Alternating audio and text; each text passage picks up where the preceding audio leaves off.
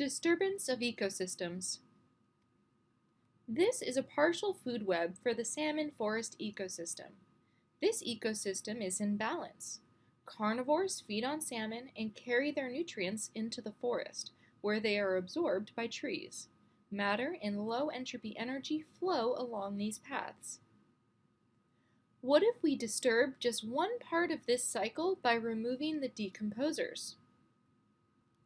Without decomposers, the trees and plants would not be provided needed nutrients. The trees would not grow and provide the shade and small ponds by preventing erosion that would help baby trout. Then bears, trout, and eagles would not have salmon to eat. The entire food web will decline.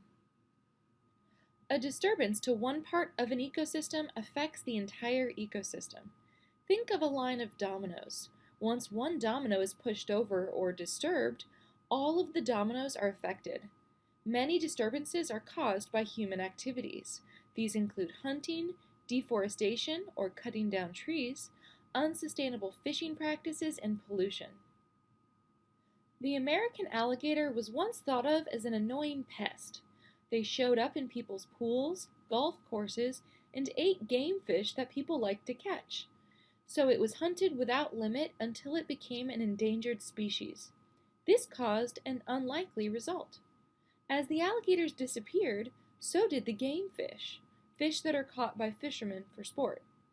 How could the disappearance of the alligator cause fish populations to decrease? The alligator's favorite food is a large fish called a gar that preyed on game fish. With no alligators to hunt them, the gar population increased greatly and ate more game fish. The game fish population plummeted. The alligator was put on the endangered species list in 1967 and was protected from hunting. Sea otters live and hide in the kelp forest ecosystem. Giant kelp are large seaweed that can grow 90 meters in 1 year. Kelp are important producers in the ecosystem and offer protection from predators for many species, including sea otters and hatching fish. In the 18th century, off the coast of California, sea otters were hunted for their beautiful fur. They were also killed by fishermen who thought they were competition for fish. The sea otters were hunted almost to extinction. With fewer sea otters, fishermen began to see changes in the ecosystem. Examine this food web and determine some ways that the loss of the sea otter may have affected the kelp forest ecosystem. Without predation by sea otters, the sea urchin population grew quickly. Sea urchins eat kelp. Without the otters, the sea urchin numbers grew quickly and the kelp beds began to disappear. Then the fish, with no safe place to spawn, began to disappear. In just a few years, the fishermen noticed that the fish were gone. Because the sea otter population has such a large effect on the rest of the ecosystem, they are known as a keystone species. A keystone species is depended upon by all other species in an ecosystem. When the keystone species is removed by a disturbance, the community changes drastically. The jaguar lives in rainforests of Central and South America. It typically eats 87 different types of prey, keeping the ecosystem in balance. The jaguar is a keystone species. The parrotfish is the only species on the Great Barrier Reef that cleans the coral. The coral needs that cleaning to stay healthy. The parrotfish is a keystone species. Keystone species in the Atlantic Ocean are the top predators, sharks and tuna.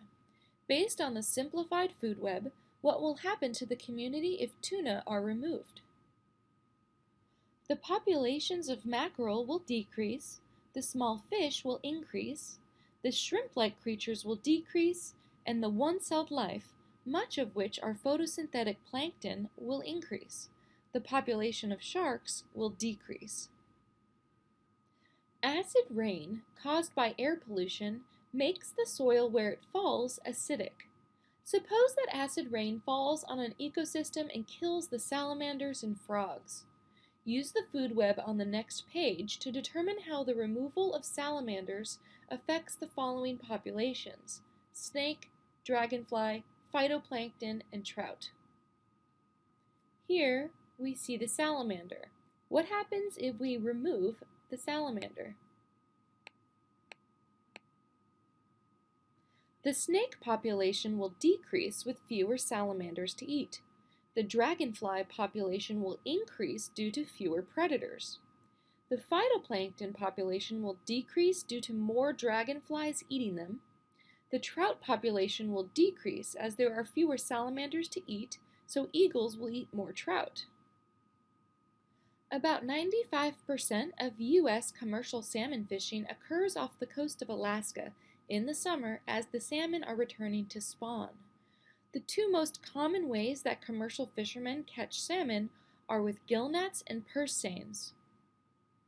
A gill net is a curtain of netting that hangs in the water.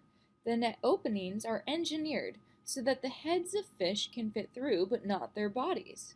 As they struggle to back out of the net, their gills get stuck on the netting. The gill net is being hauled up to the fishing vessel. A purse seine is a net that creates a circle around a school of fish. The bottom of the net is pursed together so that fish cannot escape out of the bottom. Then the net is hauled in, collecting every animal inside the net. Gill netting and purse seining are both efficient methods for catching salmon. A large negative side effect of gill nets and purse seines is bycatch, which refers to any organisms caught in a net that were not the target species. Bycatch may include other species of fish, sea turtles, and even large marine mammals, such as dolphins and whales. Watch this video and then state 3 ways that bycatch may disrupt the community. Even if bycatch is thrown back, the animals are usually dead or dying. Many juvenile fish are caught and never reach adulthood to reproduce. Many endangered species are caught, and keystone species may be caught. Scientists and engineers are working to reduce bycatch. Here are a few ideas that have been implemented on gill nets. Dolphins and whales have very good hearing. Devices that emit acoustic sounds can be attached to nets to deter marine mammals from swimming in that direction. Making the mesh size small so that marine mammals cannot become stuck in the nets. And inserting weak links into gill nets so that large animals can break the net and swim free. Click here to watch a video on how to minimize bycatch. Because of the large role they play, fishermen are notified of the locations where it is hard to minimize bycatch and educated as to how to safely return bycatch to the ocean. Overhunting, acid rain, and overfishing. What do all of these disturbances have in common? They are all disturbances caused by humans. Overhunting, acid rain, and overfishing are all human-caused disturbances we have discussed.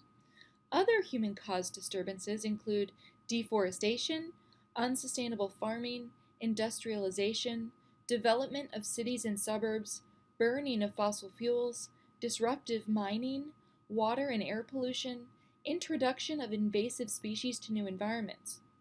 Our impacts have affected every ecosystem on the planet, either directly or indirectly. If the disturbance comes and goes, the ecosystem is more likely to recover than if the disturbance, like an invasive species, stays. Fishing with lines and hooks in a lake twice per year will not destroy the lake ecosystem. Fishing with nets in a lake every day will probably destroy the lake ecosystem. Healthy ecosystems absorb small or infrequent disturbances, but will change or collapse if the environment changes drastically. If the ecosystem is high in biodiversity, it is more likely to recover than if it is low in biodiversity. Compare these food webs. If clams die out due to a parasite, which community will survive and which one will collapse? Ecosystem A has greater biodiversity and will survive because it has multiple food chains to support the top predators. The human population has been growing exponentially for hundreds of years. The Earth is a closed system with respect to matter. The human population will reach its carrying capacity when it reaches the limit of available resources. Then the population curve should level off.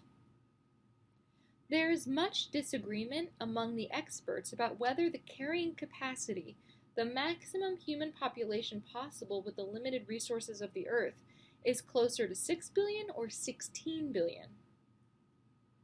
Carrying capacity is reached when a crucial resource becomes limiting, or when an environmental factor limits growth. These factors could be fresh water, food, and disease.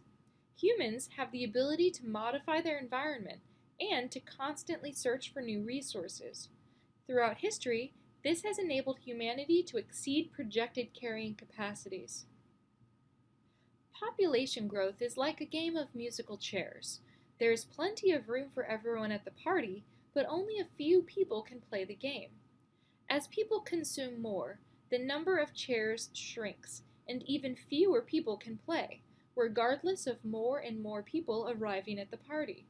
What does this mean for the Earth's population? Click for activity link.